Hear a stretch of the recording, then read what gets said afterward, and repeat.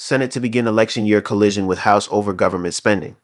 The Senate will begin debate next week on its spending proposals to fund the government for fiscal 2025, teeing up the appropriations process that will be a months-long battle and is likely to include stopgap measures along the way to avoid shutdowns.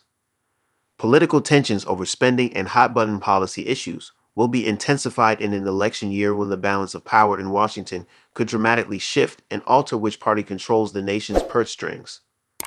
On Thursday, the Appropriations Committee in the Democratic-led chamber will begin considering three funding bills, which cover spending for the legislative branch, military construction, the Department of Veterans Affairs, the Department of Agriculture, and the Food and Drug Administration. The panel, led by Chairwoman Patty Murray, D. Dulé, and Ranking Member Susan Collins, passed all 12 last year in the summer for the first time in several years. House Republicans are further along in the process this year, having passed 4 of the 12 bills with plans next week to pass a fifth and consider another 6 in committee. Leadership has high ambitions to pass all 12 by the August recess, when Congress embarks on its annual month-long summer break. Once both chambers pass their versions of the budget, lawmakers will need to reconcile their differences and hash out top-line figures.